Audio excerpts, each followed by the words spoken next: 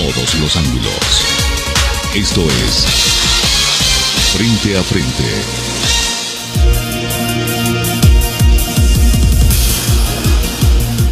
25 de septiembre, día martes. ¿Cómo avanza el tiempo? Gracias por estar con nosotros. Buenos días y bienvenidos. Les saluda Moisés Urbina. Esto es Frente a Frente a través de los canales 2 y 4 de Telecorporación Salvadoreña. Un placer recibir esta mañana a Joanny María Sánchez Cordero. ¿Cómo le va a usted? Buenos días. Bienvenida. Muchísimas gracias, Moisés, por esta invitación tan temprano. Tan temprano, ¿verdad? Pero la veo radiante, feliz, contenta, sí, acostumbrada a levantarse de mañana. Sí, los periodistas, como sabe, hemos perdido la madrugada, la capacidad de dormir más allá de las 6 de la mañana. Exactamente, y cuando es sábado y domingo lo mismo ocurre. Ahí está uno 6 de la mañana leyendo periódicos y viendo qué ha ocurrido en el mundo. Déjenme contarles un poquito de ella. Ella es filóloga, periodista cubana, bloguera, directora del diario digital @14y medio, y además sueña con una Cuba libre. Así es. Exactamente, todo lo que has dicho ahí, y también, bueno, pues feliz de estar aquí.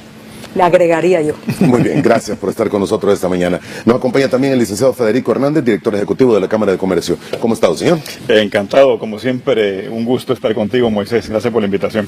Cuéntenos un poco, Joanny, el motivo de su visita a El Salvador. ¿Va a tener alguna ponencia, va a tener un encuentro, una reunión? Sí, bueno, la razón fundamental fue una invitación de la Cámara de Comercio, pero para hablar de lo que es mi pasión, el tema principal en el que se mueve mi escritura, mi periodismo y mi vida, que es Cuba.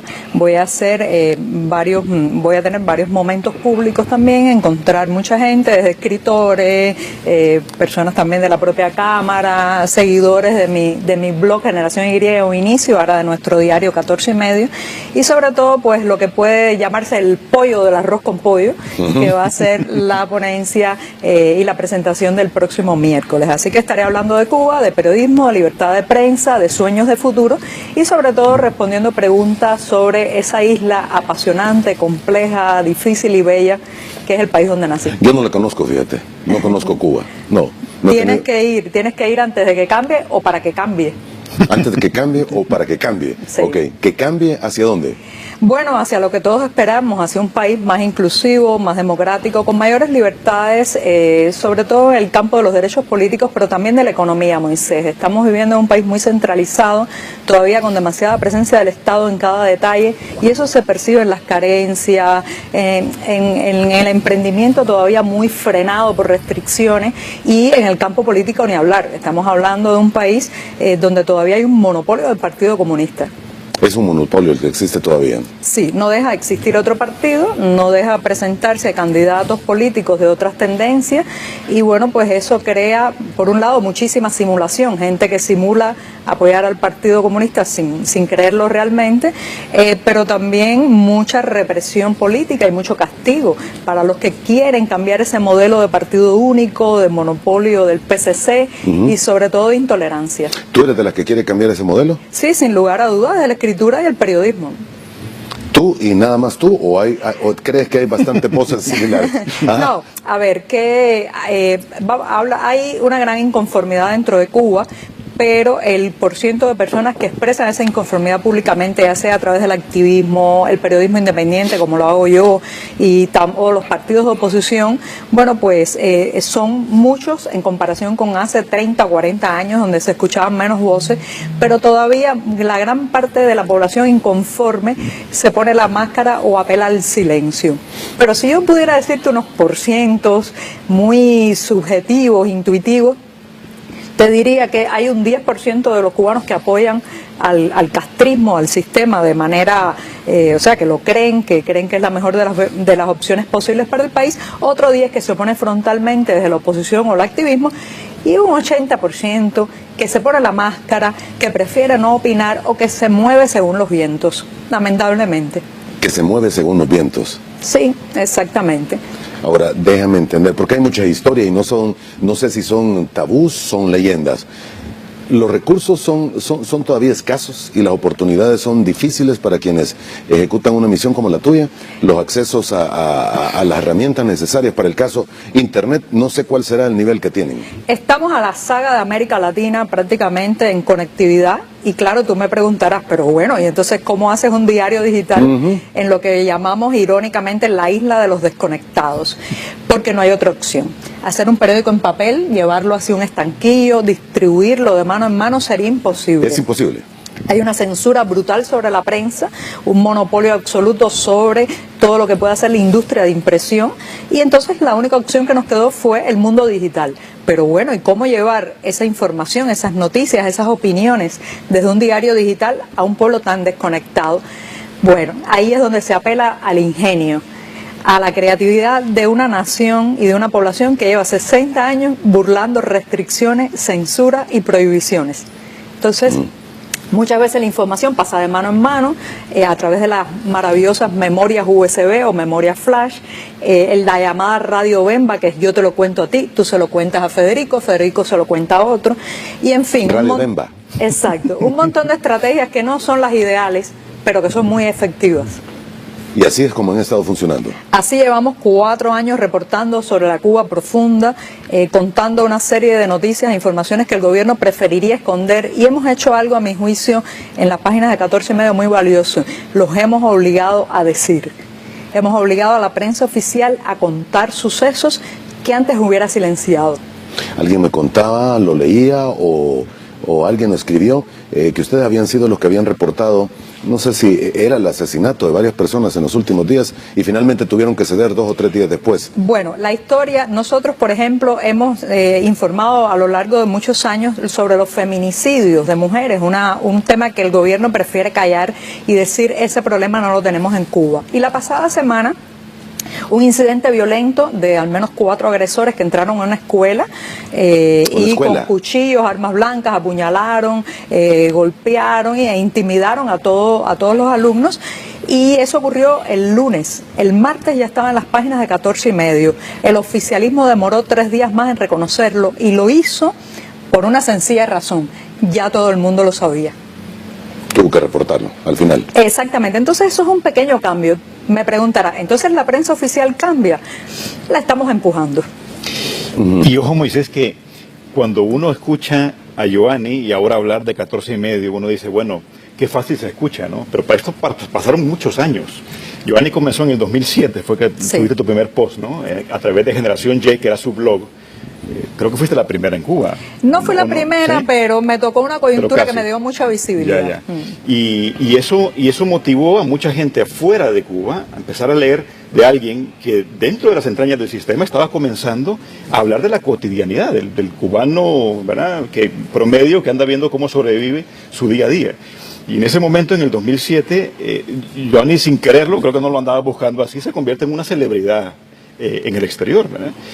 Pero al mismo tiempo eso la lleva también a ser blanco del régimen y a censurarla. ¿Estuviste, el blog estuvo censurado 3 años o 4 años? Sí, ¿no? Estuvo largamente censurado y yo estuve 10 años impedida de salir de mi país como castigo por lo que escribían.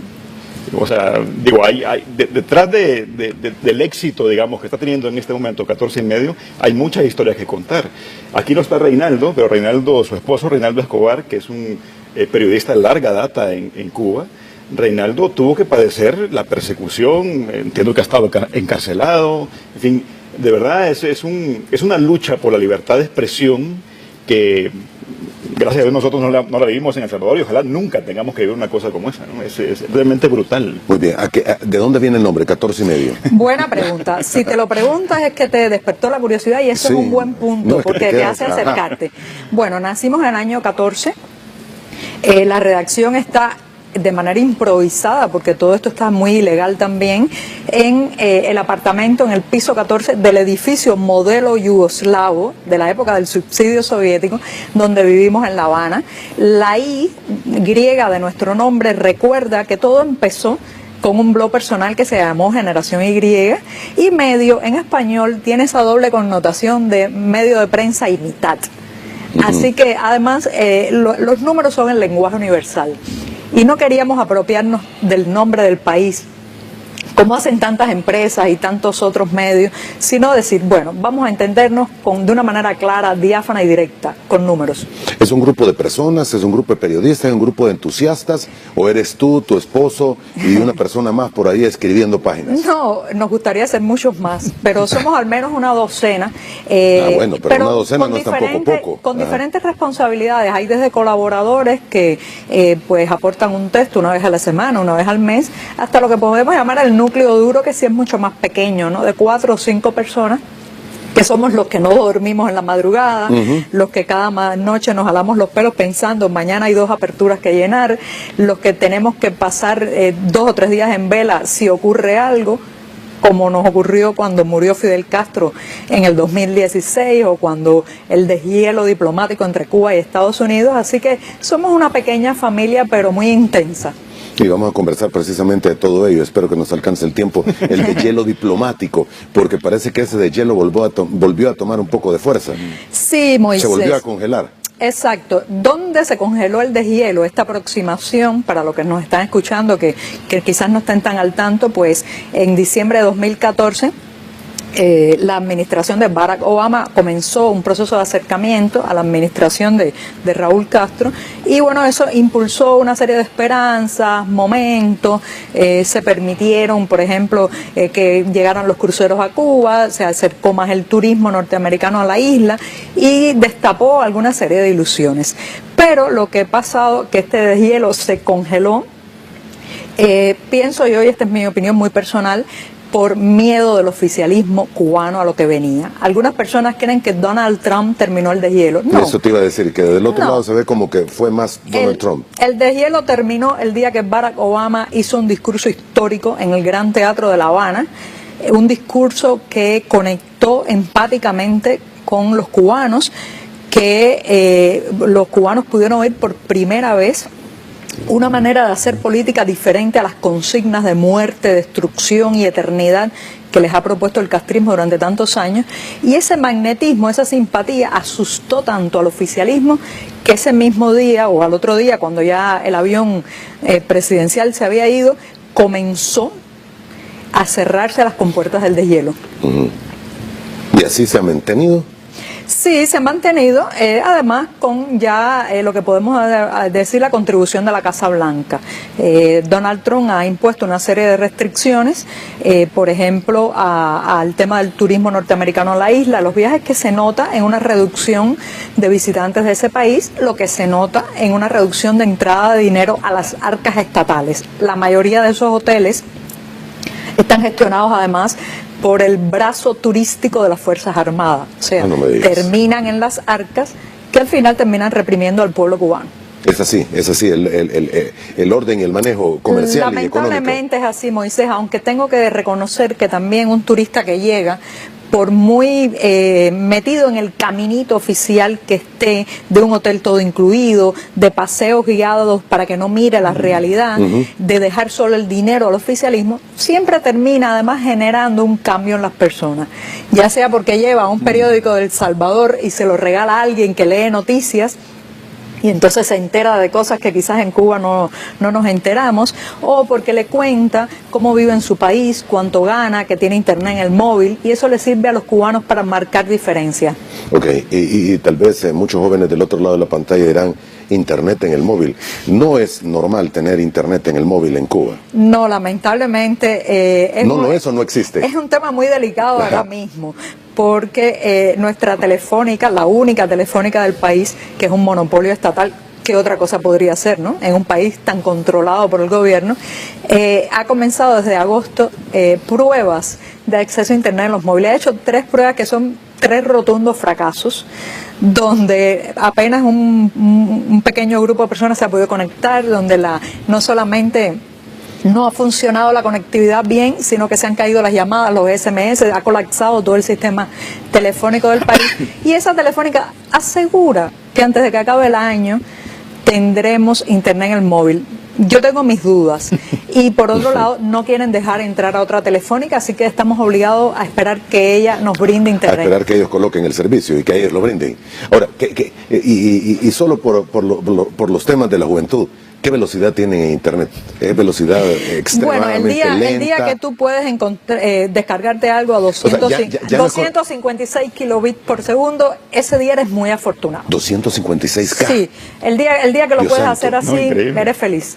Increíble. O sea, ni un mega siquiera para... No, en teoría en las zonas un wifi... cuarto de un mega. En teoría en las zonas wifi, que son estos espacios públicos que el gobierno abrió a partir del 2015 en toda la isla, en parques y plazas, en teoría cada usuario podría tener un mega, pero esa es la teoría. En teoría. En teoría, la realidad es muy diferente y por otro lado, Moisés, hacer un trabajo profesional en un parque, bajo la lluvia, claro, con una tableta que no sabes si va a venir un ladrón y te la va a quitar, o si va a caerse, o si alguien va a lanzar algo de un edificio que caerá sobre la pantalla, es muy difícil. Entonces, esas zonas wifi han sido muy buenas para que las familias dentro y fuera de Cuba se contacten, para que la gente haga videoconferencias, para que chatee, mire las redes sociales, pero no sirven para hacer una labor profesional ni para hacer política o periodismo serio en la red, porque es muy limitado, ¿no? No quiero preguntarte ni siquiera la conexión residencial de cuánto será la velocidad. O de oficina, o de MIPYMES o de empresas. La conexión residencial prácticamente no existe. Solamente desde principios de este año comenzó algo que se ha dado en llamar Nauta Hogar, Nauta porque no puede ser internauta, solo eres Nauta, que es un sistema de conectividad desde las casas, pero que todavía no ha llegado ni a cubrir 100.000 hogares. En una isla de más de 11 millones de personas es muy poco. Ahora, aquí en el gobierno sí le ha dado acceso a Internet desde las casas y de los móviles a sus cibersoldados, los que propagan las consignas y los titulares que el oficialismo quiere. Los troles, ¿no? Exactamente, a los periodistas oficiales para que contrarresten a la prensa independiente y a sus funcionarios. Pero lo que podemos llamar al cubano de a pie, ese no tiene Internet en su casa todavía. ¿No lo tiene? No. Como te contaba, ha comenzado la instalación, todavía son muy pocos hogares y el precio es básicamente promedia como $1 la hora de Internet. $1 la hora. Sí, en un país donde el salario promedio mensual no supera los $35. Salario promedio mensual. Sí. Salario promedio mensual, sí. $35. Sí, los que más ganan son los médicos y el personal de salud pública y no superan los $50 o $55 al mes. Esa es la realidad cubana. Esa es la realidad dura, difícil y que hay que cambiar. Ahora se entiende, ¿verdad? Porque cuando irrumpe Giovanni y luego también otros blogueros que han aparecido en los últimos años, de una u otra manera se convierte, digamos, en una especie de portavoz de la realidad del cubano, una cosa que no veíamos, que nadie era capaz de ver a menos que viajaras a la isla. Yo tuve oportunidad de estar en el 97, por ejemplo, y en el 2000, y vi cosas impresionantes que sé que solo ahí ocurren, pero la vi porque estuve allí presente. De otra manera no había forma de enterarse. Por ejemplo, Federico. Bueno, a mí me pasó una cosa curiosísima, te cuento así muy rápidamente una anécdota. En el 97, los fines de semana, en la Plaza de Armas de Cuba, que es preciosa, pues, digamos, La Habana es una ciudad maravillosa que se detuvo en el tiempo en el 59, ¿no? Entonces, la arquitectura sí es desvencijada, se está cayendo y todo, pero es preciosa. Entonces, salía la gente a vender sus libros viejos a la Plaza de Armas, no sé si todavía lo hacen, sí, todavía. Pero te encontrás tesoros, verdaderos tesoros, que sabes que no vas a encontrar en ninguna otra parte del mundo. Entonces de repente me encuentro yo una edición Príncipe mexicana de Benedetto Croce. Benedetto Croce fue un famoso filósofo italiano que se enfrentó a Antonio Gramsci, digamos, en su época, estamos hablando del siglo XIX. Pero me llamó la atención que hubiera en Cuba un libro como ese, porque Benedetto Croce, digamos, sería de derecha, ¿no? Entonces tomo el libro y le digo al señor que los estaba vendiendo, oiga, ¿me puedo llevar este libro? ¿Cuánto cuesta? El tipo lo toma, se aferra al libro y se va corriendo. Y dije, ¿pero qué pasó? Y volteo a ver para todos lados, y en fin, me asusté un poco, pero dije, bueno, estas cosas pasan en Cuba. Al poco tiempo llega un niño y me dice, ¿quiere el libro? Véngase. Me voy siguiendo al niño, me llevo por unos callejones raros, yo dije, bueno, no puede pasar algo acá, ¿qué va a ocurrir? Por cierto, acababa de pasar lo de las bombas, ¿te acordás que colocó este salvadoreño Cruz León allá? Entonces digamos, tampoco es que los salvadoreños éramos bien vistos en aquel momento, por lo menos en No La fuera a Habana. ser que le aparecieran un par de granadas a usted en el equipaje, en el aeropuerto. Sí. O sea, entonces yo andaba un poquito, digamos, tenso por esa situación. Pero luego me encuentro, al final de un callejón, al señor, y me da el libro y me dice, son 20 pesos convertibles. En aquel momento eran como 20 dólares, digamos, ¿no? Y le digo, no, pues, fantástico, pero ¿qué pasó? ¿Por qué se fue corriendo? Es que estábamos rodeados de orejas, me dijo. De orejas. Así vivimos los cubanos. O sea, el síndrome de estar vigilado, que en parte tiene una base real, que desde pequeños nos enseñan en las escuelas que alguien está observando, que alguien está haciendo un informe, que ese informe, esa delación puede costarnos desde el puesto de trabajo hasta la posibilidad de estudiar en la universidad. Pues esa sensación, ese policía inoculado dentro, nos acompaña toda la vida. Y encima de eso, bueno, pues la paranoia que destapa hablar frente a un amigo, un vecino y hasta los propios familiares. O sea, si algo ha sido efectivo... Hasta los propios familiares. Sí, si algo ha sido efectivo, el castrismo, el régimen de los Castro, es precisamente en convencer a los ciudadanos que ahí donde están siempre hay un ojo o un oído que está escuchando y viendo para reportar. Ahora, Johnny, cuando tú dices aquel policía inoculado, aquel vigilante, aquel que te está observando todo el tiempo, ¿es real o es más una fijación o más un imaginario que te ha hecho creer el estado que existe? Bueno, yo creo que en algunas ocasiones puede ser que te vean y que te sigan. Depende de quién eres y qué has dicho. Está claro que no pueden tener un mecanismo de vigilancia para 11 millones de cubanos. Correcto. A la misma vez, aunque sí han tenido la habilidad de crear, por ejemplo, estas organizaciones barriales que se llaman Comité de Defensa de la Revolución, CDR, que ha creado todo un tipo de personas que se llaman los cederistas, que son capaces de vigilar si el vecino trae algo prohibido en una bolsa, quién lo visita, con quién habla. O sea, ese mecanismo está en cada barrio de Cuba.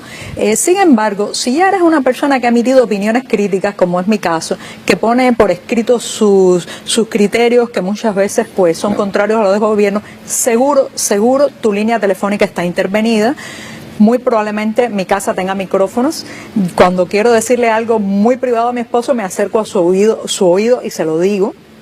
Hemos tenido incidentes de amigos que nos han llamado por teléfono y al otro día han sido visitados por la temible seguridad del Estado, la policía política cubana. O sea que sí, si emites opiniones, puedes estar seguro que tienes un operativo de vigilancia. ¿Eso te ocurría en el pasado y te ocurre actualmente? Me ocurre también, hay un proceso que se mantiene, que es lo que podemos llamar la satanización social o el fusilamiento de la reputación o convertirte en una persona radioactiva para que los colaboradores periodísticos no se acerquen, para que la gente no llegue a darte una información, para intimidar a todo aquel que osa colaborar con 14 y medio, y eso una de las partes de ese mecanismo es precisamente la vigilancia, hacerle creer hasta al vendedor de mercado negro que podría tocar mi puerta para ofrecerme huevos, leche o café, que cuidado, esa puerta está vigilada.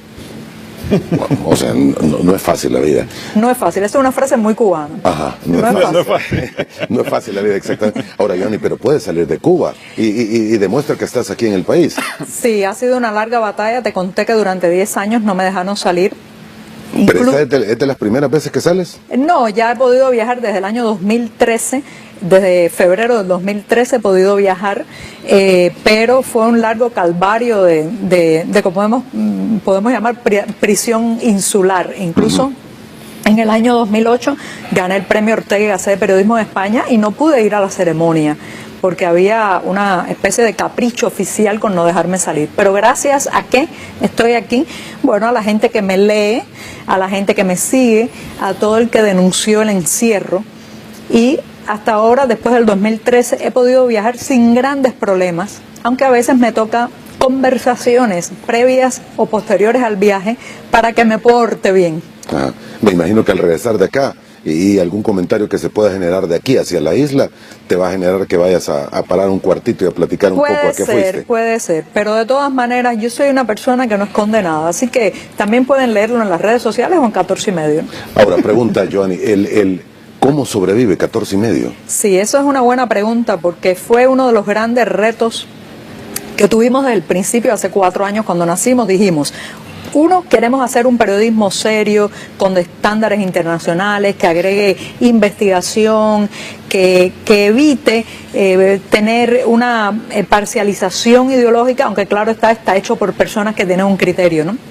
Y el otro pilar era, bueno, queremos ser independientes, autónomos económicamente, no depender de fondos de gobierno, partidos en el poder, fondos de ayuda a la democracia dados por terceros. Y bueno, ¿y cómo lo vamos a hacer? Bueno, pues hemos encontrado un mecanismo que no es perfecto, pero nos permite, por ejemplo, un sistema de membresía que permite a los lectores financiar nuestro medio, y mi trabajo y el trabajo de otros reporteros. Muchos tenemos trabajos en paralelo, damos conferencias, doy clases en la academia, trabajo como presentadora en la televisión de la Deutsche Welle, soy columnista del periódico español El País. Tú estás en Deutsche Welle. Sí, soy presentadora de la Deutsche Welle, y bueno, pues entonces todo eso va a las arcas comunes y nos permite sufragar la economía del medio, el servidor y la tecnología. Muy bien, Federico, aquí hay un comentario. Juan Carlos Sura, ¿te suena el nombre? Un bloguero también en el país. Sí. Bueno, dice, ¿cuál es el objetivo de la Cámara Sal al traerla? ¿Es que acaso van a exigir el fin del bloqueo de Estados Unidos a la isla en honor al comercio que se supone que es lo que está en la Cámara? Bueno, qué bueno que lo mencione Juan Carlos Sura, porque además Juan Carlos siempre ha sido, digamos, muy defensor, ¿no?, del actual gobierno. Yo esperaría también que él no me esté diciendo que lo que está oyendo es una cosa buena, ¿verdad? Pero lo que sí es interesante con respecto al bloqueo, este servidor, por cierto, y me imagino que Juan Carlos lo habrá escuchado, este servidor ha sido muy crítico del bloqueo, en particular, el bloqueo contra Cuba, muy crítico. Yo no creo en los bloqueos, al contrario. Creo que toda persona que se dedica al comercio sabe perfectamente que es importante que exista un nivel mínimo de libertad para que estas cosas funcionen. Pero obviamente no es para eso que hemos traído a Yohanna, ni mucho menos, sino más bien para escucharla lo que está diciendo. Creo que lo que está diciendo Juan Carlos es lo suficientemente grave como para decir eso no lo queremos en El Salvador. Ahora, yo quisiera agregar algo. Primero, la palabra bloqueo no es correcta, porque la isla no está rodeada por barcos que no dejan pasar ni un grano de café. La palabra correcta es embargo, que es otra cosa, porque además es con un país, no con el resto de la humanidad y el resto de los países. Yo soy muy crítica también con el embargo.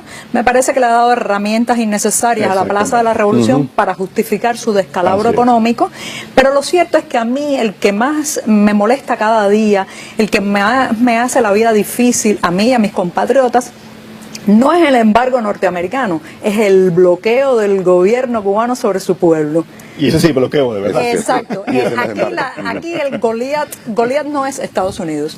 Aquí Goliat es un Estado totalitario que se cree que representa la voz popular y la decisión popular, y que ha dejado sin derechos ciudadanos, políticos y económicos a 11 millones de personas. Nosotros somos David, el pueblo cubano. En alguna forma, la isla, Cuba, es producto de una guerra fría que dejó de ser fría hace muchos años. Exacto, pero lo cierto es que la generación histórica, de la que todavía quedan algunos especímenes en el poder, no quiere reconocer que eligió un modelo fracasado, que optó por una estatización que ha empobrecido al país. Le comentaba hace un rato a Federico que la última zafra, o sea, la última cosecha azucarera de mi país, apenas superó un poco más de 1 millón de toneladas, cuando en 1991, el último año en que recibimos algo de subsidio soviético, llegó a 8 millones. En estos momentos en Cuba estamos importando azúcar de Francia, no es un chiste. Y 14 y medio acabamos de hacer un reportaje sobre el tema, la producción cafetalera en el piso. Entonces tú dices, ¿eso tiene que ver con el embargo?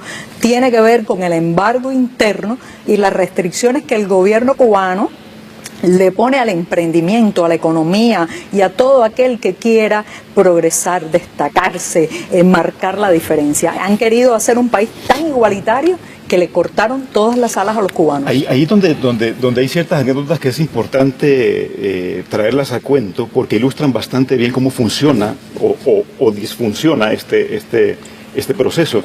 Por ejemplo, me acuerdo en el Capitolio, que el Capitolio, por cierto, es una réplica bastante buena del Capitolio de Washington, en La Habana. Es un edificio precioso. Hay una señora vendiendo postales, por ejemplo. Yo le preguntaba, mire, tráigame aquella postal, quiero verla. No, pase usted, tómela, ¿verdad? O sea, tratándome muy mal como turista. Le digo, mire, ¿sabes qué? Le voy a pagar, pero cuénteme por qué me trata así. Y le digo, mire, yo recibo 300 postales, voy a inventar un número, 300 postales mensuales. El dueño de las postales es el Estado. Yo soy funcionaria del Estado y estoy vendiendo aquí 300 postales. Venda una o venda las 300, yo voy a ganar el mismo salario de, no sé, $20 mensuales, por decir algo, ¿verdad? Entonces, ¿qué pasa? Eso te restringe completamente tu capacidad, tu iniciativa. Es decir, ahí el emprendimiento es una ficción. Claro, que no vas a hacer nada más. No, o sea, exactamente, no vas a pasar. Tienes asegurado un dinero. ¿Dónde pasa eso, Moisés? Que se ve de manera muy dolorosa en lo que podrían llamarse las joyas de la corona del sistema, que es la educación y la salud. Son públicas y son gratuitas, pero todos sabemos, pacientes y padres con hijos en edad escolar, que en las escuelas hay que financiar desde el ventilador para que los niños no pasen calor, hasta muchas veces las hojas en las que se imprimen los exámenes, porque el sistema, el Estado no puede llegar con recursos a todas esas escuelas porque no los tiene. Los maestros ganan una miseria. Eso ha provocado un éxodo y un déficit de maestros, que ahora mismo hay un déficit de más de 10.000. Y entonces los padres debemos financiar y pagar repasadores para que en horas posteriores a las clases les enseñen las materias a los niños que no pudieron aprender en la escuela. En el sistema de salud, similar. Se sabe que el cirujano que tienes delante a lo mejor es uno de los mejores de Latinoamérica, pero tiene rotos los zapatos o no desayunó ese día porque no tienes recursos. Entonces los pacientes tenemos que llevar desde la merienda hasta muchas veces los antibióticos comprados en mercado negro. Entonces, todo eso que es una gran fantasía hacia el mundo que se exporta, en la realidad es todo un sistema que implica pagar, negociar y hacer cosas ilegales. Ahora, solo sácame una duda, Johnny, porque la idea que se tiene, y tenemos mucho en el país, es que el sistema de salud en Cuba es de los mejores. Que por lo menos eso funciona, decimos, Sí. ¿no? A mí me gustaría responderte que sí, pero dolorosamente es no. ¿Qué tiene de positivo el sistema de salud pública cubano? Es extensivo, cubre prácticamente todo el territorio nacional, desde el llamado médico de la familia, pasando por el policlínico hasta los hospitales especializados. Pero la infraestructura, después que se cortó el subsidio soviético, te recuerdo que durante décadas el oso ruso mantuvo a nuestra isla y eran los momentos en que se exponía más las supuestas ventajas del sistema, que no eran otra cosa que dinero, rublos y petróleo enviados de Moscú para crear una especie de vitrina en el Caribe y decirle a los países de Latinoamérica, miren, este es el camino que tienen que seguir. Cuando la Unión Soviética colapsó, mucha de esa infraestructura empezó a degradarse. ¿Qué es lo que pasa en los hospitales de Cuba hoy? Mucha infraestructura está degradada. Te puedes encontrar una sofisticada máquina de tomografía axial computarizada, pero no hay una aspirina o no hay un termómetro. Y por otro lado, el personal es muy mal pagado. Son buenos, pero están muy mal pagados. Entonces, estás tratando con médicos, enfermeras y especialistas que están esperando un regalo. Si llevas regalos, progresa tu tratamiento. Si no puedes regalar, tendrás que esperar más. Así es. Es duro, pero así es. Ahora, tú sabes que hay estudiantes muy avanzados, si no de último año, o médicos que han estado viniendo al país, o por lo menos que vinieron algunos en el pasado, y se han incorporado de alguna forma al sistema de salud salvadoreño y están trabajando acá. Sí, son muy buenos porque además aprenden a trabajar en las dificultades. Son gente que tiene que improvisar muchas veces porque no tienen los recursos, entonces eso les hace enfrentarse a retos que los hacen superarse. Pero bueno, sería mejor que tuvieran los recursos y que pudieran desempeñar su labor con más dignidad, ¿no? Ahora, y ojo que eso, tomando en cuenta el tipo de distorsión que han provocado también dentro del sistema salvadoreño, ¿no? Porque al final, si te acordás, de algunos años estuvieron los médicos salvadoreños preguntándose por qué ellos no accedían a esas plazas, ¿no? Después de haber pasado tanto tiempo trabajando. Todavía hay reclamos nacional de la homologación del sistema de Cuba con el nuestro. Correcto. Porque han sido recibidos como que ya tuvieran el nivel más alto para poder ejercer. Exactamente. Y ahí creo que hay un problema de disrupción ahí que todavía no ha sabido manejar muy bien nuestro gobierno. En eso no se va a meter Giovanni, pero por lo menos tú y yo sabemos perfectamente de lo que estamos hablando. Exactamente. Sí. Bien, tenemos que hacer la primera pausa, vamos a volver en aproximadamente 2 minutos, siga con nosotros. Interesante plática, interesante tertulia la que estamos teniendo esta mañana, ya volvemos.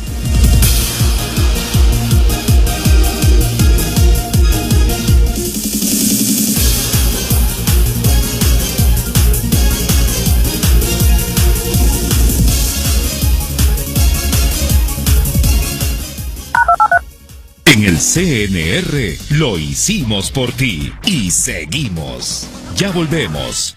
Hola Carlos, ¿cómo estás? Hola, ya vienen. Sí, adivina, el gordo va y tiene hambre, así que pone más carne. Híjole, y se come el doble. Bueno, voy a encender la parrilla y acá los veo.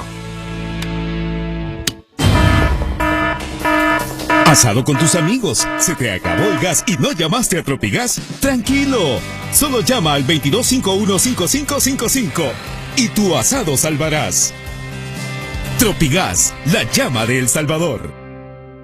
Bandesal galardonó a sus instituciones financieras intermediarias por la destacada gestión en la utilización de fondos para el otorgamiento de créditos productivos y garantías que facilitan el acceso al financiamiento de la MIPYME en El Salvador. Gracias a estas alianzas ha sido posible la colocación de $379 millones con recursos de Bandesal y $188 millones con recursos del FSG. Seguiremos avanzando en la transformación de un país más productivo, mejorando las oportunidades de negocio y el bienestar de las familias salvadoreñas.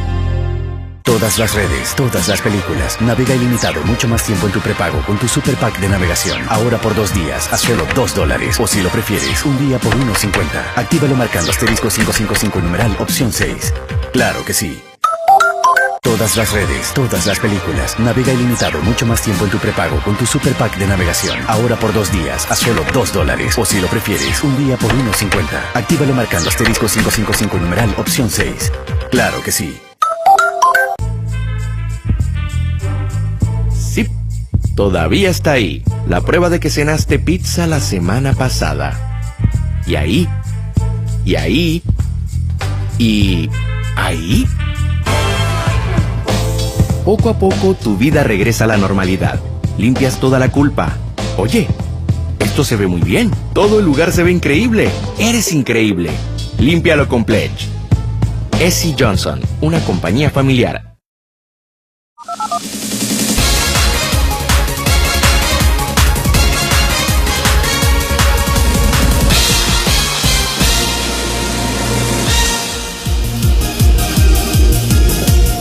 Muy bien, gracias por sintonizarnos esta mañana de martes. Joanny María Sánchez Cordero, filóloga, periodista cubana, bloguera, directora del diario digital 14y medio, nos visita esta mañana. Y también Federico Hernández, director ejecutivo de la Cámara de Comercio de nuestro país. Un comentario más de Óscar Manuel Batres, otro amigo a través de las redes sociales, dice él: Cuba es un drama de 60 años. Comunidad y organismos internacionales le han fallado a los cubanos para instaurar un régimen democrático. ¿Qué lecciones nos deja esta situación? Sí, lamentablemente tiene razón ese comentario. Yo creo que en eso tiene mucho que ver este mito que se exportó de la llamada Revolución Cubana, que cautivó a tanta gente, que en un momento defendió el proceso. Después algunos se han arrepentido de esa postura, pero quizás no han denunciado al nivel que se necesita, con el mismo entusiasmo que apoyaron el proceso, no han denunciado con ese mismo entusiasmo la falta de libertad. Entonces, Latinoamérica se ha acostumbrado a que hay una isla allí en medio del Caribe, donde pues los ciudadanos no tienen derecho a votar directamente por un presidente, no tienen derecho a elegir otra ideología, no tienen derecho a tener una prensa que no sea la prensa del Partido Comunista, y le han permitido y le han aceptado al régimen de La Habana pues todo tipo de limitación sobre su propia gente. ¿Por qué? Porque es un régimen que grita muy alto. Conocemos que son realmente especialistas en crear estos scratches, estos piquetes que gritan tanto en Naciones Unidas como en prácticamente cada ciudad de Latinoamérica. Y entonces cuando se escucha un discurso disonante con la administración de La Habana, allá salen a gritar, a insultar, a no dejar hablar a los otros argumentos. Y eso paraliza a mucha gente que se ha callado para no tener que enfrentarlos. Muy bien, te voy a leer de dos en dos los comentarios porque hay varias personas que están preguntando. Dice Raúl García Prieto: ¿cuál igualitaria es la sociedad cubana si se rumora que los dirigentes del PSC y los militares viven una vida de privilegios y lujos negados al resto de los cubanos? Primera. Y segunda, ¿cuál es la opinión de Joanny de la formación científica que dan los médicos cubanos a los estudiantes que van a formarse a la isla? Bueno, primero, la verdadera situación económica o el estatus económico de lo que podemos llamar los funcionarios cubanos es un secreto muy bien guardado. Podemos especular, podemos imaginarlo, pero claro está, no hay una información pública de dónde viven, qué cantidad de recursos de la nación consumen, con qué dinero de las arcas o cuánto dinero de las arcas nacionales se gasta en sus viajes, en mantener a sus familias y en sus privilegios. Eso es muy, muy secreto. Incluso Por décadas hemos intuido que tanto Fidel Castro como Raúl Castro han vivido en un lugar de La Habana que se llama Punto Cero, pero nadie nos explica qué es Punto Cero, qué condiciones tiene, dónde está ubicado exactamente, cuánto le cuesta al país mantener ese lugar cerrado y custodiado. Cuba es un país de contrastes sociales y esos contrastes se han ido agudizando en la medida en que el salario significa menos para la vida del día a día de las personas y los cubanos tienen que apelar a la remesa que viene de Estados Unidos, ironía, un régimen que se dijo tan independiente y ahora depende de los dólares que mandan del norte. Los que tienen contacto con el turismo viven mejor, los que se prostituyen, lamentablemente, que es un fenómeno muy amplio en Cuba, la prostitución con turistas, y también los que venden, compran o negocian en el mercado negro, además de una pequeña e incipiente llamemos clase media, sector privado, emprendedor, con muchas restricciones, pero que vive un poco mejor. ¿Quiénes son los que peor viven? Los ancianos, que dependen solo de una pensión y no tienen hijos en el extranjero, que les manden dinero, y la población negra, que recibe menos remesa y está también socialmente más apartada. Entonces, sí hay diferencias y cada vez se notan más. Ese falso igualitarismo solo ha creado una máscara de supuesta igualdad en la pobreza que no es tal. La segunda pregunta, para ir más rápido. El tema de los médicos cubanos, yo creo que en las universidades hay buenos profesores. Creo que a pesar de las limitaciones tienen un entrenamiento plus, como te contaba, en la necesidad de crear, inventar o apelar a veces a soluciones que no son las ideales, pero pueden servir en lugares de escasez y de problemas. Pero yo pienso que un médico o cualquier profesional ahora mismo que no tenga un acceso fluido a Internet, que no pueda hablar con un colega en Japón, en Berlín o en Nueva York sobre una última tendencia, que no pueda decir públicamente lo que piensa, que no pueda tener derechos sindicales respetados en su hospital, eso no puede considerarse un profesional completo o un profesional del siglo XXI. Exactamente. Hay más preguntas y también para Federico. En mi visita a Cuba, dice Gonzalo Enríquez, conocí que por lo bajo de los salarios de la mayoría tienen que rebuscarse para obtener más recursos, lo cual muchas veces roban las instituciones y hacen cosas ilegales al sistema. Y alguien más nos pregunta, no sé si es para mí o para usted, Federico, pero ¿cuál es el objetivo de la entrevista? Ver cómo le podemos ayudar a Cuba. ¿Cuál es el objetivo? Seamos claros. ¿O hay algún temor con Calleja, Nayib o Hugo? No sé, todo el mundo termina relacionando aquí. Bueno, yo le decía de hecho a Giovanni que estamos en medio de este proceso electoral, ¿verdad?, que está caldeándose cada vez más y que obviamente en medio de esta coyuntura tan especial, pues su visita iba a poder generar este tipo de cuestionamiento, ¿no? Nosotros en la Cámara de Comercio, y por cierto esto aprovecho también a contestarlo porque lo había preguntado directamente Juan Carlos Sura, nosotros en la Cámara de Comercio lo que intentamos con este tipo de eventos que vamos a hacer ahora con mayor frecuencia, a lo largo de los próximos años me refiero, es hacer reflexionar a los salvadoreños con respecto a lo que tenemos. Al final, Moisés, cuando uno escucha a gente como Giovanni y gente que viene también de Venezuela, por ejemplo, tú has tenido aquí invitados de Venezuela hablando sobre la situación actual terrible que están viviendo los venezolanos, para que un poco apreciemos mejor las cosas que todavía tenemos, nuestra democracia, nuestra libertad, esta posibilidad que tengo yo de venir aquí y cualquier salvadoreño venir aquí o escribirte a ti y decir exactamente lo que piensa. Esa es una cosa maravillosa que debemos saber valorarla, porque cuando ves realidades distintas donde emitir una opinión puede llevarte a la cárcel o algo más, hombre, yo creo que vale la pena que reflexionemos, incluso de cara a las próximas elecciones también, por supuesto, hay que decirlo claramente. Nosotros como Cámara de Comercio no vamos a meternos jamás en política partidaria, pero sí a tratar de hacer reflexionar a los salvadoreños con respecto a qué tipo de decisiones debemos tomar de cara al futuro. Es muy duro lo que está ocurriendo en Cuba, lo que está ocurriendo en Venezuela, lo que está ocurriendo en Nicaragua, y es evidente que hay ciertas cosas que funcionan y hay cosas que no funcionan. Exactamente. Yo quería agregar a una palabra que usó el primer comentarista, de rebúsqueda o búsqueda. La realidad cubana son en realidad dos países muy diferentes, una cara pública, legal, evidente, evidente y visible a primera vista, y una cara sumergida, underground, ilegal, que hay que adentrarse un poquito más para conocerla, pero es que es mucho más importante porque ahí se mueve todo, desde el comercio, desde el mercado negro, desde mucha remesa ilegal que entra al país, desde el trueque con el que sobreviven muchas familias, donde se mueve la información también. Entonces ese concepto de la búsqueda, de ir hacia un lugar, de abrir la puerta, encontrar delante un niño con una pelota que dice, ¿quieres comprar huevo? Abre la pelota a la mitad y te vende huevos porque está prohibido, porque es ilegal. Todo eso es la Cuba profunda. ¿Qué es lo que nosotros narramos? ¿Por qué mi blog Generación Y y 14 y medio han hallado un lugar tan importante desde el punto de vista informativo? Porque no hacemos prensa opositora, la que es opositora es la realidad. Nosotros narramos esa realidad. Ayer me comentaba Reinaldo, esposo de Giovanni, que me decía, somos una isla rodeada de mar, ¿no? Y sin embargo el acceso al pescado, por ejemplo, es muy duro para el cubano. Es limitado. Y date cuenta tú eso, en una isla, ¿no? Rodeada de mar, el acceso al pescado. En mi país, lamentablemente, la industria pesquera fue durante décadas un monopolio estatal.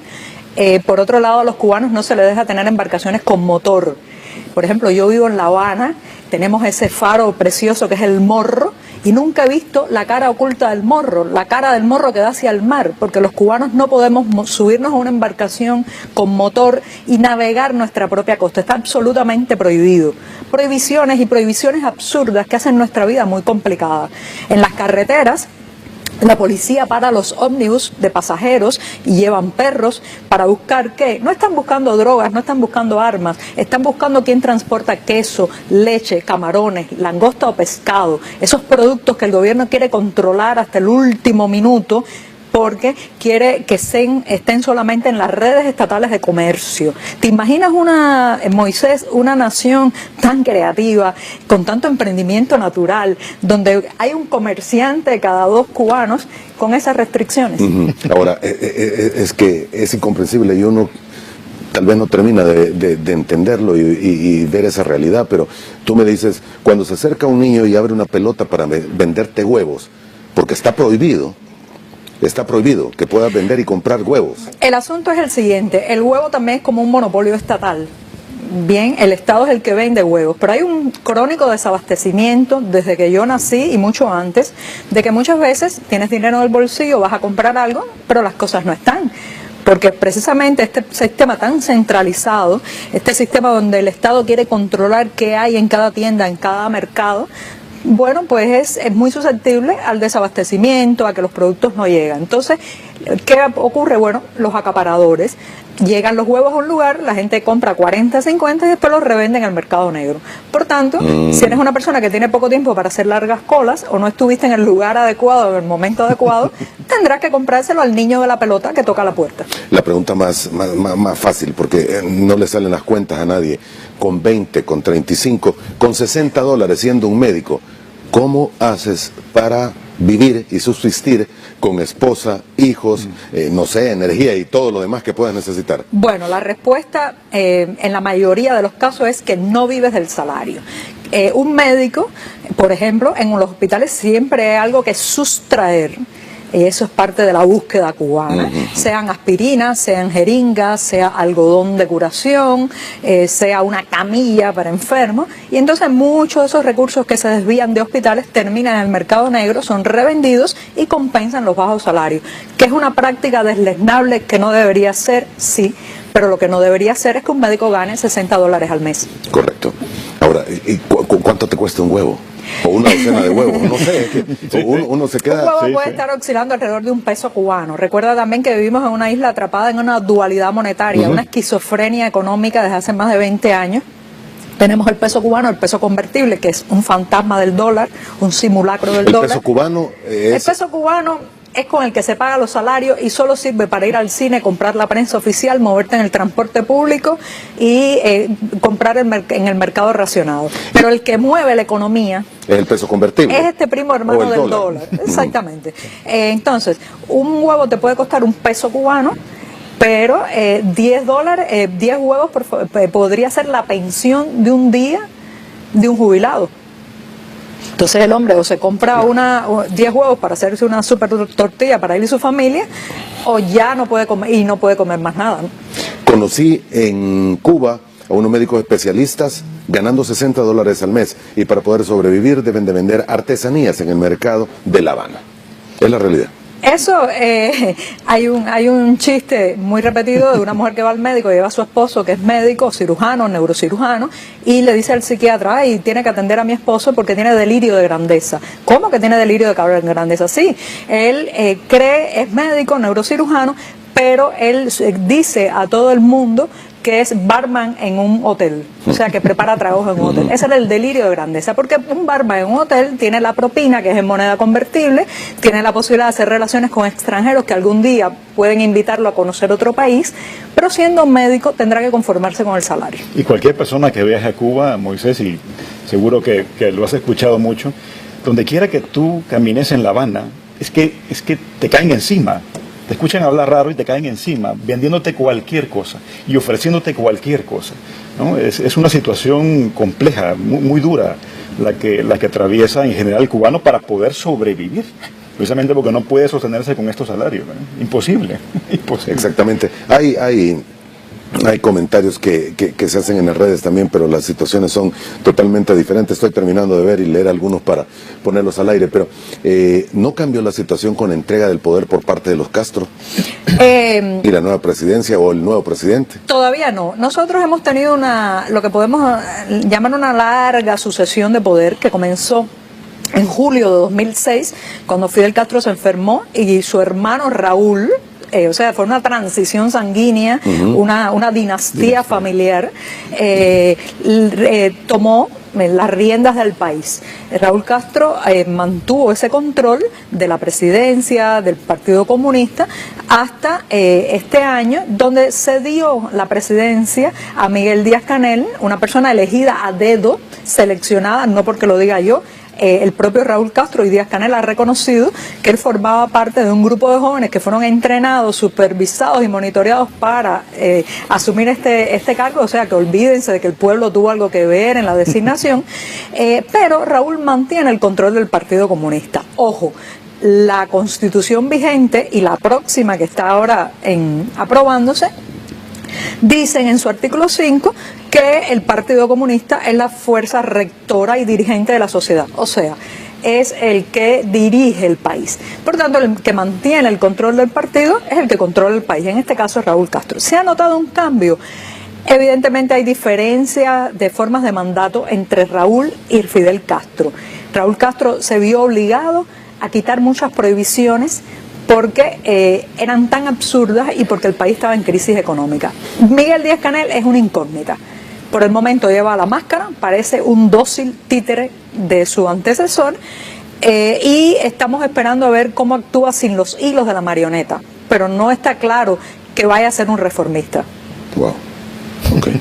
Y el sistema electoral cubano es muy curioso también, porque siempre te dice la gente que defiende este sistema, bueno, pero los cubanos van a votar, eligen a sus representantes en la asamblea, pero me gustaría que Giovanni nos contara cómo funciona realmente ese sistema electoral. Sí, es un sistema atado y bien atado. En primer lugar se eligen lo que puede llamarse los representantes barriales o de circunscripción de pequeñas porciones de territorio, después se establecen las asambleas provinciales y se conforma la Asamblea Nacional o Parlamento, que a mí me gusta decir que de parlamento, de parlare, no tiene nada, sino más bien es un escuchamento, porque lo que hacen es escuchar las órdenes que vienen de arriba y votar por unanimidad. Un parlamento que en sus años de formado nunca ha rebatido una ley, nunca ha echado atrás una propuesta de legislación que venga del Ejecutivo. Exactamente, y que votan por unanimidad o aplastante mayoría todo lo que les ponen por delante. Entonces ese parlamento se conforma, que tiene alrededor de unas 605 personas más o menos, a veces cambia 612, 609, se conforma la mitad con estos delegados de base muy cribados por una mega entidad que pues es la comisión de candidatura, y esta comisión de candidatura, que actúa de manera muy en las sombras, elige de 15.000 personas 300 para conformar la mitad de la asamblea, y la otra mitad es elegida a dedo. Usted que es un deportista importante, usted que es un científico. Entonces, claro, al final tienes una muestra que está marcada por la docilidad, que está marcada por el filtrado ideológico, y donde un % muy elevado milita en el Partido Comunista. Esa asamblea no puede ser el motor del cambio cubano. Exactamente. Pero ¿cuál es el motor del cambio cubano entonces? La gente. Ustedes. La gente y la realidad. Bueno, hay varios motores. Uno es la biología. Sabes, Moisés, que la biología nos asigna a todos un tiempo límite para la vida, ¿no? Y a pesar de las consignas de eternidad, de perpetuidad, de idea que van a estar controlando el país, incluso después de muerto. ¿Y a dónde quiere llegar? Una generación que eventualmente va a terminar muriendo. Exactamente. Hasta Fidel Castro se murió. Eso, si la vida no nos ha hecho la broma de la inmortalidad y tenemos a los únicos inmortales del planeta, evidentemente la generación histórica va a morir. Ahora, lo que sucede también es que a todos se les ha colocado el chip o ese momento de que ese es el sistema válido. Sí, pero también hay que ver cómo actúa la nueva generación de funcionarios cuando no estén los padres fundadores controlando. Ese es un motor de cambio. El otro motor es el propio cambio que ha sufrido la población cubana.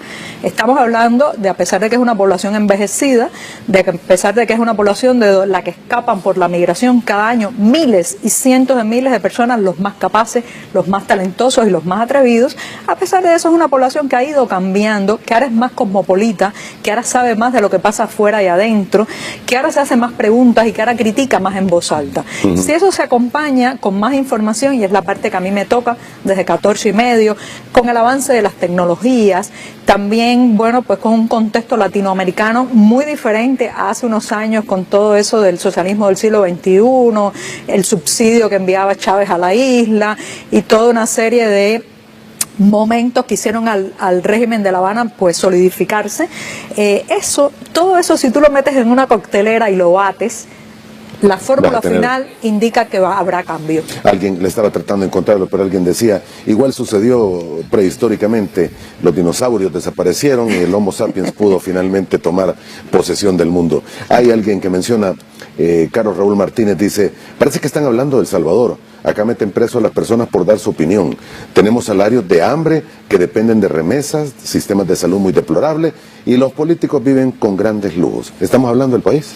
Bueno, yo creo que hay diferencias sustanciales. Sí. Obviamente no estamos en una situación tan compleja y tan límite como la que están viviendo los cubanos, pero es obvio que si no provocamos ciertos cambios, si los provocamos con ciertas rapideces, podemos llegar perfectamente a eso, ¿verdad? No tengo que recordarle a los salvadoreños que tenemos un gobierno que claramente está alineado con este tipo de regímenes, que los defiende, que los ha defendido históricamente, ¿verdad? Y que obviamente frente a esa realidad, digamos, ha sido, a pesar del gobierno, que en estos 10 años no hemos tenido ese nivel de retroceso, ¿verdad? De alguna manera la sociedad civil organizada, Moisés, hemos jugado un papel importante para evitar que retrocesos tan graves como estos pudieron haberse dado.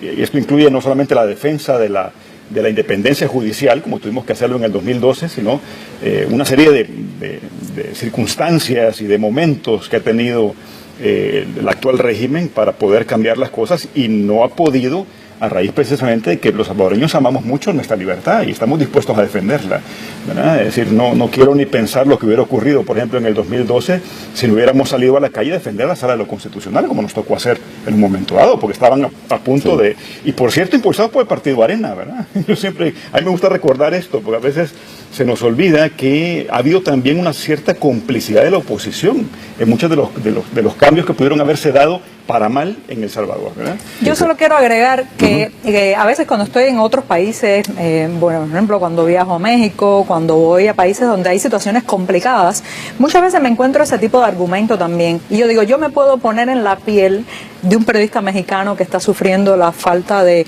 seguridad, la impunidad de gente que mata periodistas en ese país. Me puedo poner en la piel de un salvadoreño, me puedo poner en la piel, en fin, de tanta gente en este continente o en otras partes que está pasando situaciones difíciles. difíciles. Los cubanos lo único que queremos es que se pongan en nuestra piel también, que olviden las consignas, los colores ideológicos. Detrás de una supuesta ideología en Cuba lo que ha ocurrido es un totalitarismo disfrazado de supuesta justicia social, etcétera, etcétera. Entonces, pónganse en nuestra piel, nosotros comprendemos, compréndanos a nosotros también.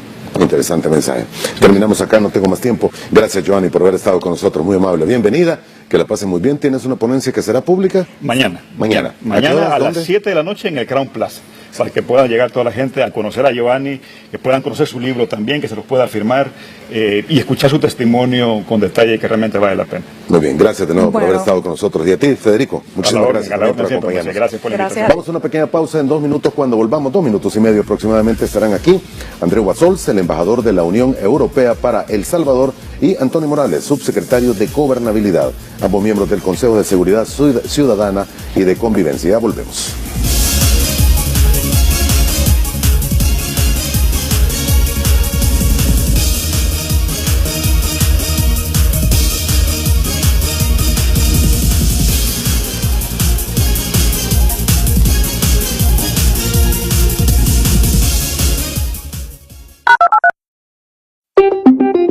Detrás de cada medicamento que usted consume, hay un gran equipo de profesionales trabajando para que ese medicamento cumpla con estándares internacionales de calidad.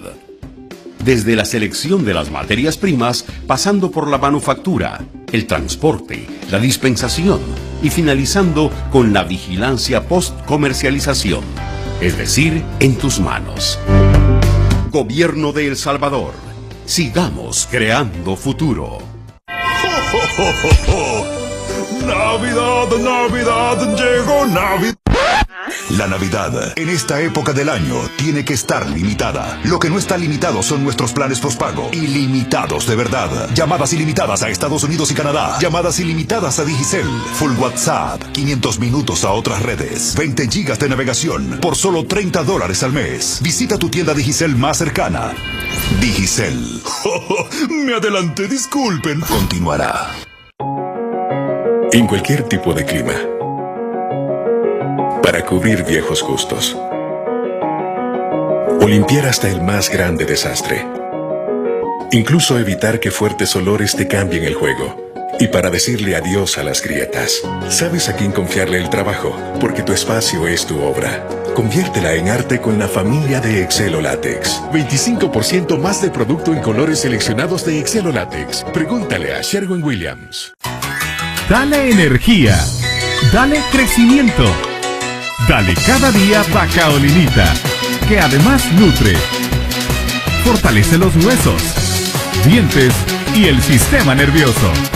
Para que tus hijos estén fuertes, sanos y con energía, Vacaolinita. Vacaolinita, con sabor a frutas. Vacaolinita, eso quiero yo. Niños en crecimiento, niños felices. En el próximo capítulo del Ministerio del Tiempo. Es una alarma antiaérea. Durante la Guerra Civil, la aviación alemana bombardeó el pueblo de Guernica en el día del mercado. El cuadro se lo encargó el gobierno republicano a Picasso en plena Guerra Civil. Si encontramos el recibo, queda claro a quién pertenece el cuadro. Pero ha desaparecido. Ya sé que quiere conocer a Picasso, pero no es posible. No está en España, está en Francia, no tenemos cobertura. Es usted obsesivo. Estamos seguros de que no hay un equivalente al Ministerio del Tiempo en Estados Unidos. ¿Están diciendo el tiempo que va a hacer mañana? Parece cosa de brujería. ¿Usted sabe lo que vale un dibujito con mi firma? ¿Me está sobornando? Lo primero sería conseguir la firma original de Picasso. El Ministerio del Tiempo. Domingos, 9 de la noche, por Canal 4. Seguros Azul. Un paso seguro para los salvadoreños. Aseguramos cada paso en tu vida. Continuamos.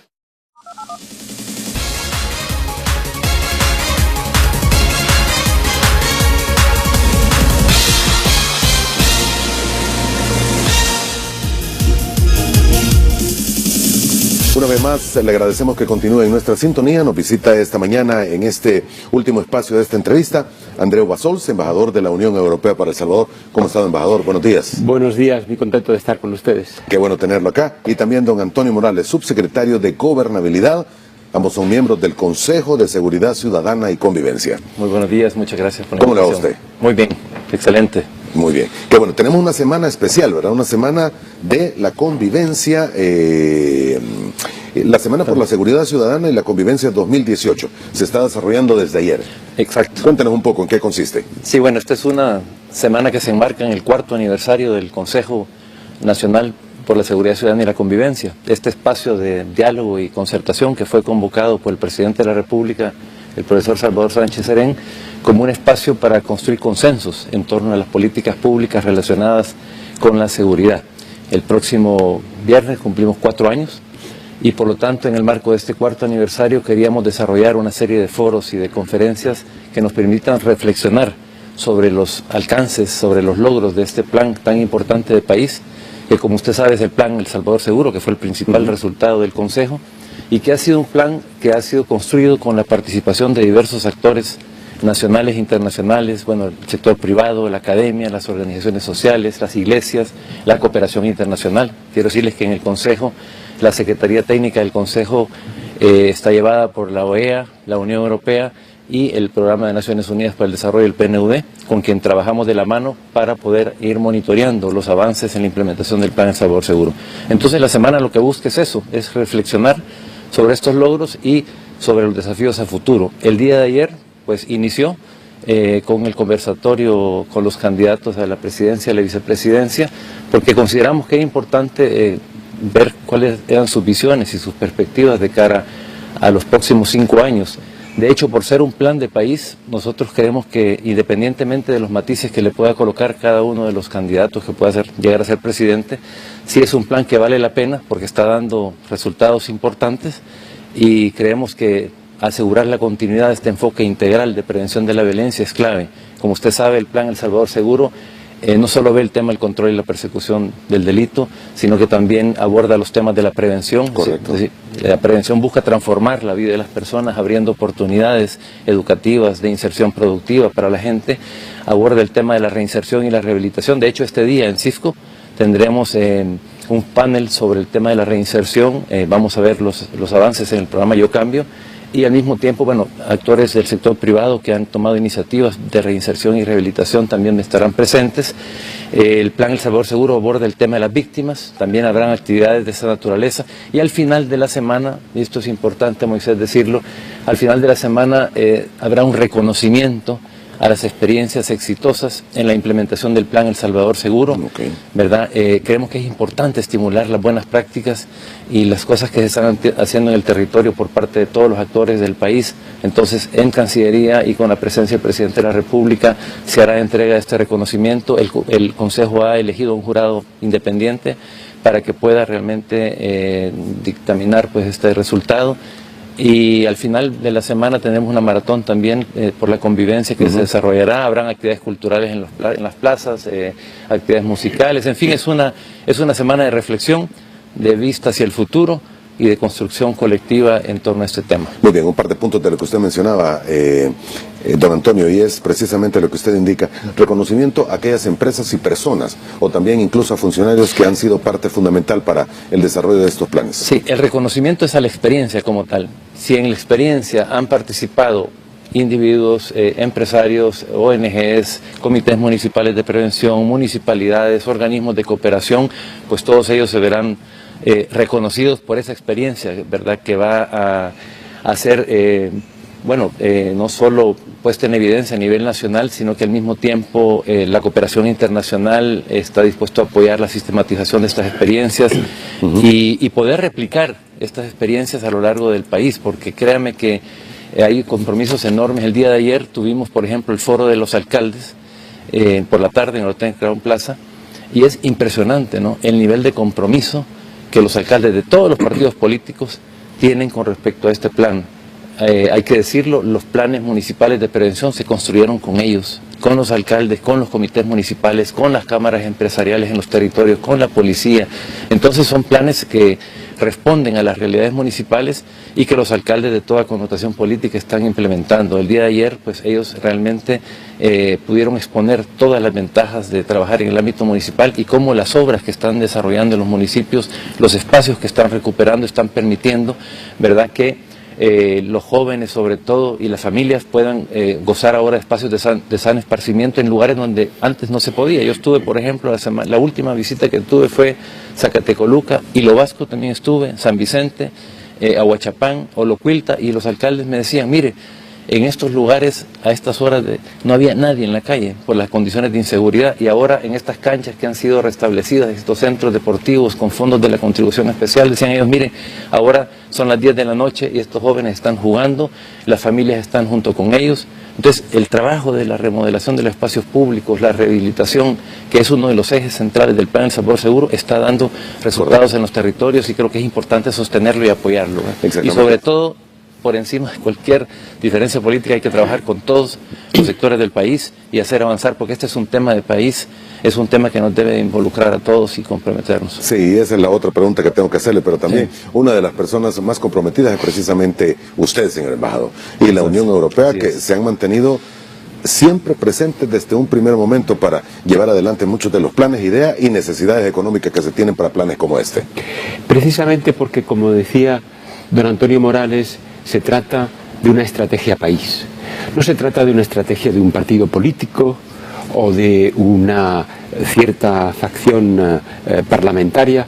Se trata de una estrategia que ha sido elaborada con el conjunto de la sociedad civil, con la participación de los partidos políticos, de las iglesias, de los municipios, de los expertos de la policía, de los conocedores de los temas de seguridad en el país, y eso es lo que da seguridad a la comunidad internacional como la Unión Europea, que estamos dispuestos a invertir en esta estrategia, que primero es una estrategia a largo plazo, y como todas las estrategias a largo plazo no produce resultados inmediatos, aunque es una estrategia que está dando muy buenos resultados. Y segundo, porque es una estrategia integral, es decir, no mira solamente el tema de la prevención, no mira únicamente el tema de la persecución. A mí me gusta hablar de persecución y no de represión, pero bueno, eso lo podemos hablar luego. No mira únicamente el tema de la reinserción o únicamente el tema de las víctimas, mira el conjunto de la problemática de seguridad. Y eso es importante, y es por eso que la comunidad internacional, las Naciones Unidas, la Unión Europea, Estados miembros de la Unión Europea, estamos dispuestos a apoyar esta estrategia y hacerlo en el largo plazo. Nosotros, por ejemplo, nos hemos comprometido con un programa de unos 60 millones de dólares en los próximos 4 años. Exactamente. Pero es un compromiso grande, señor. O sea, 60 millones de dólares es punto principal y pilar fundamental para planes como este. Absolutamente. Y además, con la esperanza de que quien sea quien vaya a gobernar el país... Eso le iba a preguntar, porque es para 4 años, me dice usted. Exactamente. Quien sea que gobierne en este país en el futuro, y evidentemente nosotros como comunidad internacional somos completamente neutros, no intervenimos en los procesos democráticos de El Salvador, los respetamos completamente, va a tener encima de la mesa una estrategia que tiene el apoyo internacional y que además consideramos, aunque pueda haber críticas justificadas, y en democracia es importante la crítica, está funcionando. Y esta es la razón por la cual tanto Naciones Unidas, Estados miembros de la Unión Europea, la propia Unión Europea, otros donantes internacionales, estamos tan comprometidos con esta estrategia, que esperamos que mejore, que esperamos que consiga digamos, mejoras importantes en algunos aspectos, pero que creo que la orientación principal, es decir, luchar contra la inseguridad con un eje fundamental de prevención, eso es fundamental. Exactamente. Tuvimos el viernes de la semana pasada aquí un experto en seguridad, y ayer estuvo el mismo director de la corporación policial, el comisionado Howard Cotto. Ambos señalaban: la tasa de homicidios se ha reducido drásticamente en el país, de niveles de 20 y tantos que había diarios, estamos en niveles de 9, 8 actualmente en el país. No es el único indicativo importante que hay que tomar, porque también para muchos no es el adecuado, pero sí hay zonas más seguras en las que se puede circular desde los últimos meses para acá. Y eso, me imagino, ha sido comprobado y visitado también por usted, señor embajador. Fíjese que cuando nosotros elaboramos este plan de apoyo al Plan El Salvador Seguro, este programa de 60 millones de dólares, 54 millones de euros, pusimos una serie de parámetros para el pago de esas cantidades, de esos fondos que van a desembolsarse a lo largo de 4 años. Y entre los parámetros, entre las condiciones para el pago, no incluimos la reducción de los homicidios. No, porque consideramos que lo importante es que se lleven a cabo políticas públicas. Nosotros apoyamos el eje de prevención y de atención a víctimas. Hay otros ejes que son importantes también. Pero nosotros apoyamos prevención y atención a víctimas porque creemos que tienen un impacto directo a largo plazo sobre la seguridad de un país. Y estamos apoyando, por ejemplo, como estaba diciendo Antonio, estamos apoyando la restitución y la renovación de espacios públicos, tan importante para la seguridad de un pueblo y de una ciudad. Estamos apoyando la prevención del abandono escolar y la permanencia en la escuela, tan importante para que los jóvenes no integren estructuras delincuenciales. Estamos apoyando todo el tema de convivencia en la escuela, porque la convivencia debe aprenderse en la escuela también y en la familia. Estamos apoyando los centros de atención a víctimas en los municipios. Esto es lo importante. Lo que queremos es que estas políticas públicas se lleven a cabo y estamos convencidos de que estas políticas un día van a dar resultados en términos de mayor seguridad, en todos los aspectos, desde los robos hasta los homicidios. Exactamente. Ricardo Sosa nos escribe en forma directa y nos dice: promedio de homicidios diarios el 24 de septiembre, 6.8 asesinatos. Tengo que hacer una pequeña pausa, regreso con usted, don Antonio, para que terminemos de confirmar algunos de los datos. Ya volvemos.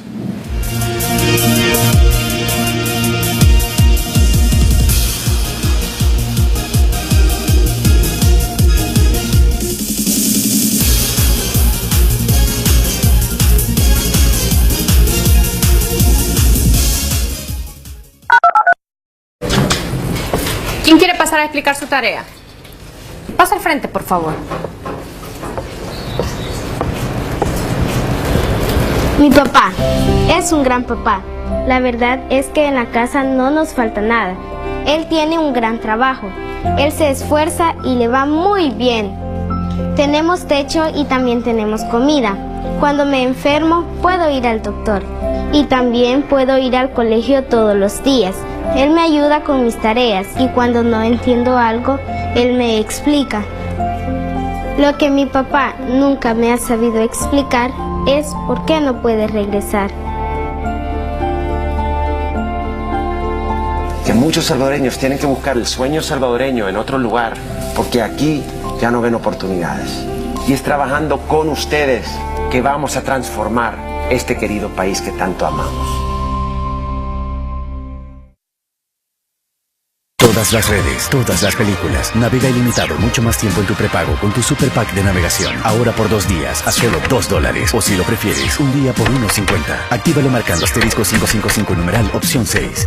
Claro que sí. Todas las redes, todas las películas. Navega ilimitado, mucho más tiempo en tu prepago con tu Super Pack de navegación. Ahora por 2 días, a solo $2. O si lo prefieres, un día por $1.50. Actívalo marcando asterisco 555 numeral opción 6. Claro que sí. En Grupo Cel, creemos que transformar es generar cambios positivos. Creemos que la producción de energía es vital para crecer, que el progreso del país se construye entre todos y las mujeres como agentes de ese cambio, que sembrar oportunidades en el presente es crear desarrollo. En Grupo Cel lo creemos y sabemos porque transformamos los recursos naturales en energía para El Salvador. Grupo Cel, el desarrollo del país llega hasta donde llega la energía. ¿Desodorantes que irritan? ¿Que arden? Deshazte de los desodorantes que irritan y prueba las 3 nuevas fragancias de Nivea Men Fresh: Ice, Ocean y Sport. El desodorante que protege a los mejores, con fragancias intensas, sin irritación. Nivea Men, empieza contigo. Hoy puede ser un gran día. Asegúrate de empezarlo bien, rodeado de los tuyos. Asegúrate de hacer lo que te gusta. Asegúrate de llegar donde quieras y de compartir con los que más quieres. Asegúrate de construir tu mañana desde hoy. Queremos que disfrutes de tu vida, sabiendo que tu bienestar está seguro con la aseguradora líder. Ace Suiza, una empresa Sura.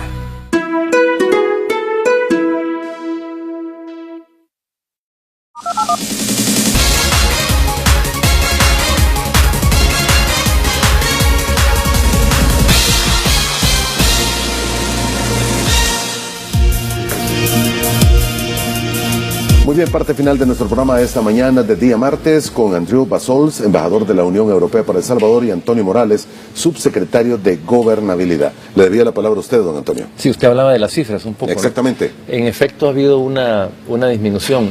De hecho, usted tiene el informe de monitoreo del Plan de El Salvador Seguro, y como usted va a poder constatar en ese informe cuando tenga tiempo de poderlo leer, va a ver que sí ha habido una disminución. Nosotros hemos tomado como línea de base el año 2015.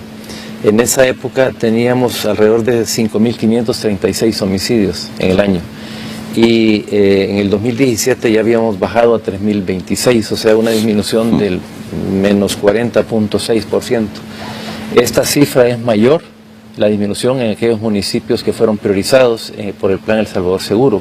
Los primeros 10 municipios, si se recuerda, han bajado en un 48.7%, o sea, más allá de la media nacional. Le pongo ejemplos: Cojutepeque, 71% menos de homicidios; Jiquilisco, 68%, Zacatecoluca, 66%, Delgado, 58%, San Salvador, 55%, Colón, 51%, en fin, en los 10 primeros municipios la baja es mayor que la media nacional, y para este año la tendencia también continúa a la baja. Entonces sí es importante esta disminución. Ahora, tal como decía el embajador Bassols, para que esto sea sostenible, porque eso es lo que más nos interesa, más que las cifras, realmente lo que nos interesa, por supuesto que esto es un ahorro en vidas humanas impresionante, y esto tiene un mérito enorme, pero lo que nos interesa es no volver atrás, es que esto sea realmente sostenible, y la única forma de que lo vamos a hacer sostenible es combinando todos estos ejes que mencionaba el embajador, o sea, realmente poder tener una inversión social fuerte en materia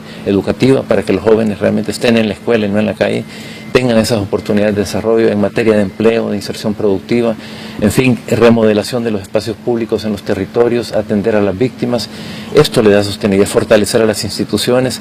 Entonces, realmente es optimista, es esperanzador. Por ejemplo, el día de ayer, no sé si Andreu comparte conmigo esto, pero el día de ayer yo veía que habían menos diferencias entre los candidatos a la presidencia y más cosas en común, porque prácticamente todos hablaban de la importancia de conservar este enfoque integral en el abordaje de la violencia y en trabajar en todos sus ejes, dándole prioridad a los temas de prevención. Yo creo que la época de la mano dura o de los planes unilaterales en materia de persecución ha pasado, y ahora la apuesta está por un enfoque mucho más integral, y en todos los países del mundo estamos viendo los resultados. En Estados Unidos hemos tenido la oportunidad de visitar la experiencia de Los Ángeles, de Oakland, en Colombia, y por todas partes es este enfoque integral el que va avanzando y va dando resultados, y esto es lo que esperaríamos que pudiera continuar en El Salvador.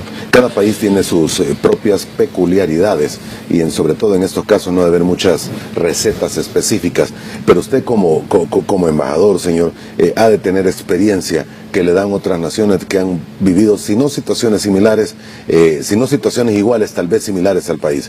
¿Habría alguna recomendación específica como para darle, no al presente, sino que a los futuros gobernantes de este país, sea cual sea el tinte político que llegue? Primero, trabajar juntos. Segundo, despolitizar la cuestión de la seguridad. Lo cual no termina de hacerse. Es normal que forme parte del debate político, porque es un tema importantísimo en El Salvador y en todos los países. Fíjese que yo vengo de Barcelona. Las elecciones municipales son en la próxima primavera. Uno de los grandes temas de debate es la seguridad en Barcelona, una ciudad en la que los homicidios están en el 0.7, en El Salvador están en el 60. Es decir, no es un tema que... pero la gente le da mucha importancia a la seguridad, y la percepción de inseguridad varía según las sociedades. Es normal que se politice, pero es más importante todavía que los políticos sean conscientes que tiene que haber acuerdos país y estrategias a largo plazo, que son las que dan resultados. Colombia es un excelente ejemplo. Colombia estaba en una situación muy mala hace pocos años. Ciudades como Bogotá, como Medellín, como Cali eran invivibles desde un punto de vista de seguridad, y los esfuerzos que han sido llevados a cabo por el gobierno, por la sociedad civil, por las fuerzas de seguridad, han dado un resultado excelente. Hay que avanzar más, pero es un ejemplo de que efectivamente trabajando juntos se dan resultados. Y este trabajar juntos para nosotros es trabajar también con la pequeña aportación modesta, pero yo creo que interesante, de la comunidad internacional. Exactamente, y es la única forma, pero, y usted lo menciona bien, el país ha estado demasiado politizado, y no en pocos años, han sido décadas en las que se ha mantenido así. Podríamos decir, si no es desde los acuerdos de paz, incluso años antes de los acuerdos de paz. Y parece ser una tendencia que, si bien es cierto, no se está incrementando, pero se mantiene, embajador. Yo respeto mucho el debate político, porque si no hay debate político no hay democracia. Debe haberlo. Debe haberlo. Pero una polarización extrema es peligrosa. Lo que no es bueno es que en ese debate político se planteen soluciones simples a problemas complejos, porque los problemas complejos no tienen soluciones simples. Entonces, la madurez del debate político es muy importante. Uno no puede decir, la receta es mano dura exclusivamente, porque sabemos, primero, que esto no funciona, segundo, que esto puede dar votos, pero no da soluciones, y tercero, porque ya está demostrado que en otros países esa receta no ha tenido resultados apropiados. Hay que tener esa visión integral de la cual hablábamos, que va desde la prevención hasta la reinserción, pasando por la atención a víctimas y pasando, por supuesto, por la persecución del delito, porque es importantísimo que terminar con la impunidad. La impunidad es un gran factor de aumento de crimen y de delincuencia. Por consiguiente, esa visión integral es importante.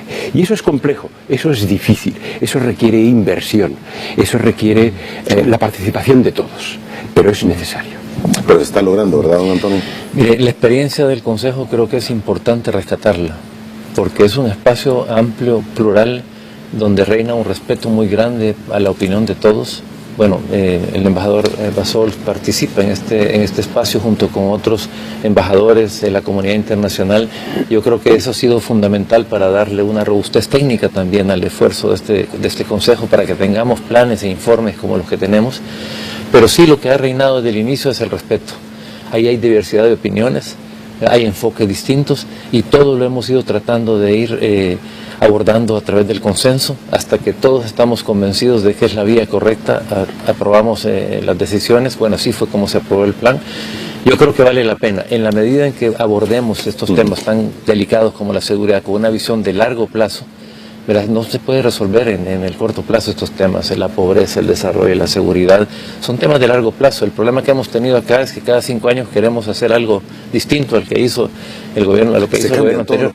Todos los planes, y comenzar de cero de nuevo. Y yo creo que no, lo que debemos de hacer es abrir espacios realmente participativos en los cuales todos nos sintamos identificados, porque hemos tenido la oportunidad de contribuir a la construcción, como es el Plan El Salvador Seguro, el Plan El Salvador Educado, el Plan El Salvador Sustentable, que se han elaborado en el marco de estos consejos, siempre con la participación de la comunidad internacional, y eso nos puede dar mayores garantías de poder ir despolarizando, ¿verdad?, el debate, y poder realmente unir esfuerzos en torno a los verdaderos intereses del país. Ahora, de alguna forma parece haber un consenso en la continuidad que podrían darle los próximos mandatarios electos, o por lo menos los equipos de gobierno. Yo creo que sí.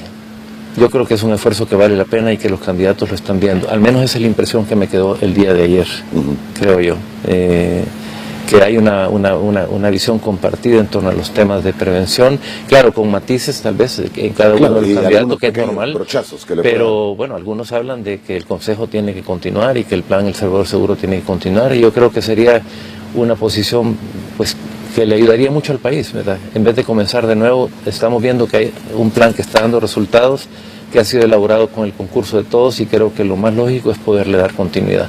Ahora, y me quedan pocos segundos, en términos económicos, ¿funciona el Plan El Salvador Seguro, el Consejo Nacional de Seguridad?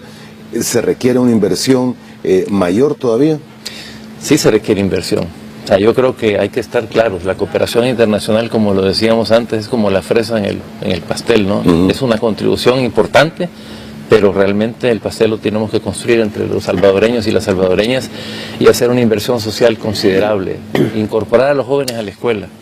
En estos municipios tan peligrosos conlleva una inversión social importante, y hemos visto ejemplos como los de Colombia, en donde la inversión social es fuerte y eso da buenos resultados. Entonces yo sí creo de que vamos a trabajar de la mano con la cooperación internacional, pero el esfuerzo lo tenemos que hacer en este país. Tenemos que pensar cómo podemos obtener más recursos y ser más eficientes también en la implementación de los planes para que poco a poco podamos irlos reduciendo y acercándonos a las metas previstas en el plan. Exactamente, y precisamente eso le vamos a preguntar el día de mañana a nuestro invitado. Tenemos confirmado para los 90 minutos de la entrevista de mañana al candidato del FMLN a la presidencia, el ingeniero Hugo Martínez. Embajador, muchísimas gracias por haber estado con nosotros esta mañana. Ha sido un placer, muchas gracias. Gracias por ese esfuerzo, no soy quien, pero por ese esfuerzo de tratar de poner los puntos sobre las is y estar siempre presente en estos planes que implican salvar vidas, porque al final es esto y también que se logre mayor convivencia entre los mismos salvadoreños. Es un honor para la Unión Europea contribuir al desarrollo social y económico de El Salvador y lo seguiremos haciendo con la colaboración de todos los gobiernos y de la sociedad civil. Muy bien. Don Antonio, muchísimas gracias. Muchas gracias, Moisés, y agradecerle al embajador, a la Unión Europea, al PNUD, a la OEA y a todas las agencias de cooperación internacional que nos han apoyado a lo largo de estos años. Muchas gracias por haber estado con nosotros esta mañana. Bien, hasta aquí llegamos, pero continúa la programación de Telecorporación Salvadoreña. Gina Salazar, ¿cómo está? Buenos días. Muy buenos días, Moisés. Por favor, salúdame a tus invitados del día de hoy, al señor Andrew y Antonio. La verdad es que es muy importante la cooperación internacional que otros países dan a El Salvador en materia de educación, de infraestructura, de salud. Así que bienvenida sea y trabajemos por un futuro mejor de este país. Y aún más cuando tiene que ver con la vida del ser humano y con los planes de seguridad como lo han hecho ellos en los últimos años. Gracias, Gina, que la pasen muy bien. Abrazos a todos por ahí. Tú te encuentras siempre radiante y hermosa. Tratando, Moisés.